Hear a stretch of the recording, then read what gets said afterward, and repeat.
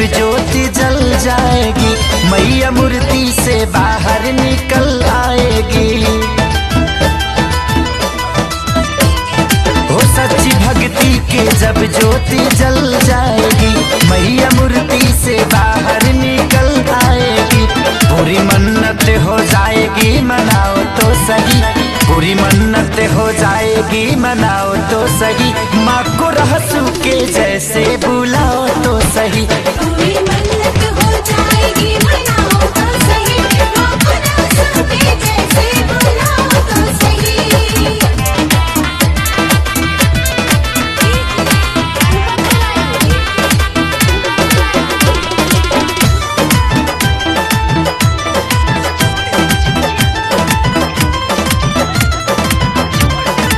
कौन कहता है देवी मैया आती नहीं, कौन कहता है देवी मैया आती नहीं, भोग भक्तों के हाथों लगाती नहीं।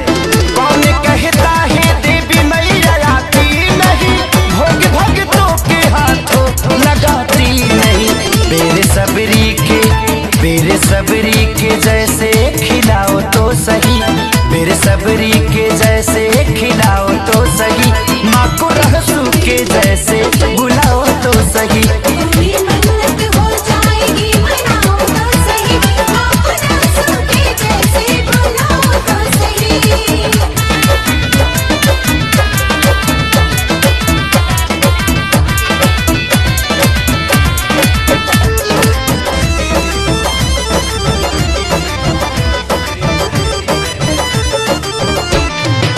कुछ लोग कहते हैं माना हर ठाव पर, कुछ लोग कहते हैं माना हर ठाव पर, खुश न होती है मैया भजन भाव पर।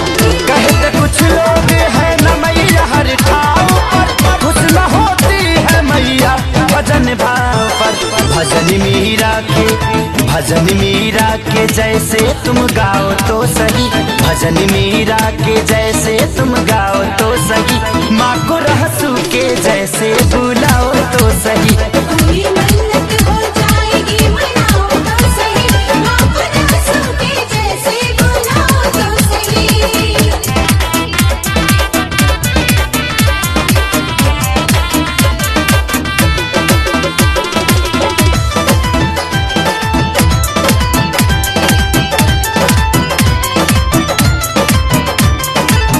अर्ज माँ से आजाद प्यारे लाल ने किया, अर्ज माँ से आजाद प्यारे लाल ने किया। माँ ने सेवक खेसारी को सब कुछ दिया। अर्ज माँ से आजाद प्यारे लाल ने किया, माँ ने सेवक खेसारी को सब कुछ दिया। दुख आल्हा हाँ दुख आल्हा उदल जस सुनाओ तो सही, दुख आल्हा उदल जस सुनाओ